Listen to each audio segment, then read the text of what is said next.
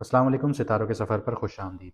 आज की वीडियो में हम बात करेंगे जो कुंडली का बादशाह है, यानी आपके जायचे में जो बादशाह बैठा हुआ है यानी सन, वो 15 जनवरी को कैप्रिकॉन में ट्रांजिट कर रहा है 13 फरवरी 2026 तक। अब इसका इम्पैक्ट आपके ऊपर क्या आएगा, हम सारी चीज़ें डिस्कस करेंगे। लेकिन सबसे पहले मोटी मोटी चीज़ ये समझते हैं कि सन आपकी कुंडली में या आपके जायचे में किस चीज़ को दिखाता है। सन आपके फादर फिगर्स को दिखाता है। सन आपके बॉसेस को दिखाता है, अथॉरिटी फिगर्स को दिखाता है। इसी के साथ साथ सन ये भी दिखाता है कि आपका दुनिया में आने का मकसद क्या है। आप किस फील्ड में जाएंगे या किस चीज़ से रिलेटेड काम करेंगे तो आपको शोहरत भी मिलेगी और आप उस काम में आगे भी बढ़ेंगे। अक्सर और बेशतर आपने इसी तरह लोगों को देखा होगा कि वो अपनी फील्ड में दिन रात मेहनत करते हैं, 20-20 साल लगा देते हैं या 30-30 साल लगा देते हैं या अपनी पूरी ज़िंदगी लगा देते हैं, लेकिन कामयाब नहीं हो पाते, उनको नाम नहीं मिलता। एक अपनी जो सैलरी होती है वही कमा के बस घर चले जाते हैं और पेंशन पे गुजारा करते हैं। लेकिन इसके बरक्स आपने ये भी देखा होगा कि 10-10 साल के बच्चे या 20-20 साल के बच्चे नाम भी कमा लेते हैं, फेम भी कमाते हैं और उनको दुनिया भी पहचान रही होती है। तो इस तरह के बहुत सी चीज़ें हैं जो सन शो करता है। तो ये सारी चीज़ें सन के अंडर में आती हैं और भी बहुत कुछ आता है, लेकिन वो एक टॉपिक बहुत ज़्यादा लंबा हो जाएगा। लेकिन कैप्रिकॉन में सन कंफर्टेबल नहीं होता। उसकी बड़ी वजह यह है कि सन जिस घर में जा रहा है वो उसके एनिमी का घर है, यानी उसके दुश्मन का घर है, और वो है शनि यानी कि सैटर्न। तो जैसे मैंने बताया कैप्रिकॉन जो है वो सैटर्न का घर है और सन जो है यहाँ पे कंफर्टेबल नहीं होता। सन यहाँ पे लेगेसी तो बनाता है आपकी, लेकिन वो इंस्टेंट फेम नहीं देता। इंस्टीट्यूशनल पावर देता है आपको, लेकिन इंस्टेंट अप्रिसिएशन नहीं देता। और भी बहुत कुछ बताऊंगा, लेकिन एक छोटी सी अनाउंसमेंट कर दूं कि जिन लोगों को अपना मून साइन नहीं पता वो कमेंट सेक्शन में अपनी ओरिजिनल डेट ऑफ बर्थ लिखें, आपको आपका मून साइन बता दिया जाएगा। इसके अलावा हम लोग लाइव भी आएंगे, तो जिन लोगों ने सब्सक्राइब नहीं किया हुआ वो सब्सक्राइब कर लें, क्योंकि लाइव पे फिर आप लोग कमेंट नहीं कर पाएंगे, और जब कमेंट नहीं कर पाएंगे तो आपका और हमारा इंटरेक्शन नहीं होगा और आपके सवालात अधूरे रह जाएंगे। इसके अलावा जिन लोगों को जॉब से रिलेटेड इश्यूज़ हैं, शादी से रिलेटेड इश्यूज़ हैं, घर के मसले हैं, जॉब नहीं लग रही या आपको प्रमोशंस नहीं मिल रही या लाइफ में मुश्किलात बहुत ज़्यादा आ रही हैं, शादी नहीं हो रही, शादी होके टूट जाती है, कहीं पे रिश्ता करते हैं तो वो टूट जाता है, तो ऐसे मामलात के लिए आपके सामने व्हाट्सएप का नंबर आ रहा होगा, मैडम एस्ट्रोलॉजर एंड बख्श का, आप यहाँ से अपॉइंटमेंट हासिल कर सकते हैं। और इसके अलावा जिन लोगों की शादियाँ नहीं हो रही, हमारा प्रोग्राम रिश्तों का सफ़र भी है, आप उसमें इनरोल हो सकते हैं।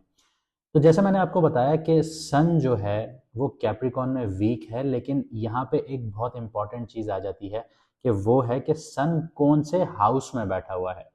हाउस भी बहुत इंपॉर्टेंट होते हैं। तो आइए इन सारी चीज़ों को एक्यूमुलेट करके समझते हैं कि सन का जो ये ट्रांजिट है कैप्रिकॉन में, ये आपके लिए कैसा रहेगा। अब बात करते हैं एक्वेरियस मून साइन वालों की, यानी कि कुंभ राशि यानी कि बुर्ज दिलो वालों की। तो सबसे पहले करियर, जॉब, बिजनेस, फाइनेंस और उन लोगों की बात करेंगे जो जॉब्स ढूंढ रहे हैं, यानी जॉब सीकर्स की। तो एक्वेरियस के लिए जो कैप्रिकॉन है वो 12th हाउस है। हालांकि आप लोग साढ़े साथी में भी हैं, तो जो 12th हाउस एक्टिवेट होता है यहाँ पे वो आइसोलेशन का घर है, हिडन वर्क का घर है, फॉरेन कनेक्शंस का घर है, इंट्रोस्पेक्शन और एक्सपेंसेस का घर होता है। अब आप कहेंगे कि 12th हाउस एक्टिवेट होने से क्या होगा। 12th हाउस एक्टिवेट होने से वही होगा जो आपको साढ़े साथी के पहले दौर में मिला। आज से 5 साल पहले चले जाइए तो आपको एक स्ट्रक्चर्ड फॉर्म में लेकर आया, आपको सब कुछ मिला, आपको नौकरी मिली, आपको हर चीज़ मिली, आप उस चीज़ को फॉलो करते करते आगे बढ़े, लेकिन सडन एकदम सब चीज़ें टूट गई, बिखर गई, इधर उधर हो गई। तो ये 12th हाउस है आपको जो यहाँ पे सब कुछ अब गैदर करके देगा। तो सन यहाँ वीक साइन में है बेसिकली, क्योंकि आपका जो एक्वेरियस का लॉर्ड है यानी शनि, कैप्रिकॉन भी उसी का घर है। तो दोनों घर एक साथ ही हैं, और यहाँ पे सन जो है वो वीक साइन में आ रहा है क्योंकि सन शनि का दोस्त नहीं है, और 12th हाउस में सटल इन्फ्लुएंस देता है सन। तो इसलिए विजिबल रिजल्ट जो हैं वो स्लो होंगे, बिहाइंड द सीन एक्टिविटी यहाँ पे चलती रहेगी। करियर में सोलो प्रोजेक्ट्स, रिसर्च, ऑडिट्स और ओवरसीज रिमोट टास्क हाईलाइट होना शुरू होंगे। जॉब वालों के लिए बिहाइंड द वर्क जो है, बिहाइंड द कर्टन जो है, वो बहुत ज़्यादा फ़ायदेमंद होगा। अगर आप अपनी चीज़ें खामोशी से आगे बढ़ाएंगे तो आपके लिए फ़ायदा होगा। कॉन्फिडेंशियल रिपोर्ट्स हो गई या सेल्फ स्टडी का फेज़ है, वो यहाँ पे आपको बिहाइंड द कर्टन्स ही करना है। अगर आप ये कर लेंगे तो आप लोग यहाँ पे कामयाब होंगे। जॉब सीकर्स की बात करूँ तो अगर आप लोग अप्लाई करना चाहते हैं तो फ़ॉरेन अपॉर्चुनिटीज़ आपको मिल सकती हैं, आप फ़ॉरेन में अप्लाई कीजिए। लेकिन जो लोग ट्रेनिंग वगैरह का इंतज़ार कर रहे हैं तो उनके लिए थोड़ा-सा डिले का योग बनता है, यहाँ पे डिले सिलेक्शन का योग भी बनता है। बिज़नेस में हिडन इन्वेस्टमेंट्स आ गई आपकी, ऑनलाइन वेंचर्स आ गए और ओवरसीज़ डीलिंग्स आ गई। अगर आप ये सारी चीज़ें कर रहे हैं तो आपके लिए प्रोडक्टिव होंगी ये। फाइनेंस में अनएक्सपेक्टेड एक्सपेंसेस आपके जो हैं वो बढ़ जाएंगे, या सीक्रेट से सेविंग्स वगैरह प्रायोरिटाइज करते हैं तो वहाँ से आपको इनकम मिलेगी कि आपके पास पैसा आ रहा है, आप किसी को बता नहीं रही, खामोशी से बैठे हैं। तो ये आपकी चीज़ जो है यहाँ पे आपको फ़ायदा देगी, क्योंकि 8th हाउस जो है वो आपके हिडन मैटर्स का है। अगर आप अपने हिडन मैटर्स को डिस्क्लोज करते हैं तो आप यहाँ पे मुश्किल में आते हैं।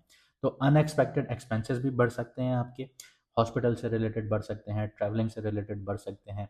तो यहाँ पे आपको इन दोनों चीज़ों का ख्याल करना होगा, आपको अपनी सेहत पर ख्याल करना होगा। ट्रैवलिंग से रिलेटेड तो कोई इशू नहीं होता इंसान को, ट्रैवलिंग के बाद इंसान का माइंड फ्रेश होता है, लेकिन हॉस्पिटल के जब चक्कर लगते हैं तो माइंड फ्रेश नहीं होता और ज़्यादा बंदा डिप्रेस हो जाता है। तो यहाँ पे इस चीज़ का थोड़ा-सा ख़्याल रखिएगा।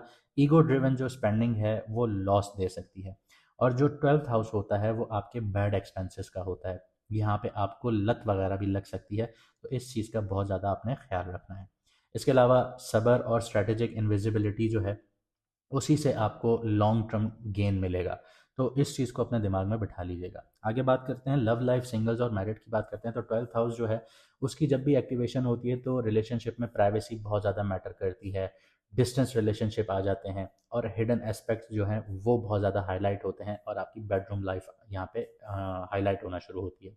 सिंगल्स के लिए बात करूँ तो सीक्रेट एडमायरेशन स्टार्ट हो सकती है, लॉन्ग डिस्टेंस अट्रैक्शन आप लोगों को मिल सकती है, या फिर इंट्रोस्पेक्टिव पार्टनर का योग बन रहा है आपके लिए। मैरिड लोगों की बात करूं तो मैरिड लाइफ में स्पेस, प्राइवेसी और म्यूचुअल इंट्रोस्पेक्शन की बहुत ज़्यादा ज़रूरत बढ़ती जाएगी अब आपकी ज़िंदगी में। इमोशनल बॉन्डिंग सटल है और पर्सनल लेवल पर स्ट्रेंथन भी होती है। बस आपको समझना ये है कि आपको जो आपका रिलेशन है वो अपने पूरे ख़ानदान में दिखाना नहीं है कि आप लोग कैसे चल रहे हैं।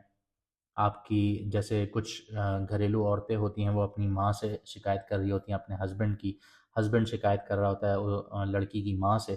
तो ये चीज़ें गलत होती हैं, बेसिकली ये रिश्ते को कमज़ोर कर रही होती हैं। इसका आपको उस वक्त जाके अंदाज़ा होता है कि जब आपका रिश्ता टूटने पर आ जाता है।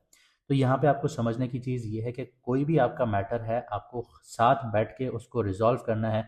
आप एक कमरे में बैठ के उसको रिजॉल्व कीजिए, और बाहर जब आप दुनिया से मिलें तो उनको ये लगे कि आपसे अच्छा कपल कोई नहीं है। यही एक एक की है जो आप अपने रिलेशनशिप को बहुत ज़्यादा स्ट्रॉन्ग कर सकते हैं और प्राइवेसी में रख सकते हैं। इस फेज़ में रिलेशनशिप्स को पब्लिक डिस्प्ले नहीं करना आप लोगों ने। अटेंशन और केयर से ही यहाँ पे नर्चर कीजिएगा अपने रिलेशनशिप को। आगे बढ़ते हैं, हेल्थ इश्यूज़ या रिकवरी की बात करें तो सन की जो वीकनेस है वो 12th हाउस में बहुत ज़्यादा इन्फ्लुएंस करती है। तो यहाँ पे आपकी जो स्लीप डिस्टर्बेंस है वो बढ़ेगी, आपको इंसोम्निया का शिकार हो सकते हैं, एंजाइटी ट्रिगर कर सकती है, सबकॉन्शियस माइंड बहुत ज़्यादा एक्टिवेट होगा और ईगोइस्टिक तरीके से एक्टिवेट होगा। यानी आप ये समझ लीजिए कि ईगोइस्टिक तरीके से एक्टिवेट होना इन सेंस ये कह सकते हैं कि आप दिमाग में जब अपने साथ बात कर रहे होते हैं, जब आप अपने साथ बात कर रहे होते हैं तो आप एक ईगोइस्टिक वे में बात कर रहे होते हैं कि उसकी ऐसी हिम्मत कैसे हुई मेरे साथ इस तरह बात करने की, ये करने की, वो करने की। तो यहाँ पे ये चीज़ें बहुत ज़्यादा ट्रिगर करेंगी आपको। इम्यूनिटी जो है वो आपकी वीक हो सकती है, स्ट्रेस रिलेटेड फटीग बहुत ज़्यादा देखने को मिल सकता है। तो इन चीज़ों पर आपको प्रॉपर वे में काम करना होगा। यहाँ पे रिकवरी उन्हीं लोगों को मिलेगी जो मेडिटेशन करेंगे, क्योंकि 12th हाउस मेडिटेशन का है। इंडोर एक्सरसाइजेस करेंगे, बैलेंस्ड डाइट को फॉलो करेंगे। अगर आप ये सारी चीज़ें करते हैं तो आप यहाँ पे रिकवरी फेज़ में आएंगे। अब कुछ रेमेडीज़ की बात करते हैं, लेकिन उससे पहले मैं आपको मोटा-मोटा ये बता दूँ कि एक्वेरियस वालों के लिए जो ये ट्रांज़िट है, ये बिहाइंड द सीन प्रोग्रेस और इंट्रोस्पेक्शन का फ़ेज़ है। तो यहाँ पे इस चीज़ को अपने दिमाग में बिठा लीजिए कि जो भी काम करें खामोशी से करें, और अपनी इंट्रोस्पेक्शन ज़रूर कीजिए कि कहाँ आप गलत हैं, कहाँ आप ठीक हैं, आपको कैसे आगे बढ़ना है। ज़रूरी नहीं है कि आप कोई भी काम करें तो आपने पूरे दुनिया को चीख-चीख के बताना है कि मैं ये कर रहा हूँ। सब्र और स्ट्रैटेजिक अप्रोच रखिएगा। ईगो ड्रिवन जो विजिबिलिटी है वो बिल्कुल अवॉइड कीजिएगा। प्राइवेट लर्निंग और वर्क पे फोकस करना बहुत ज़रूरी होगा आपके लिए।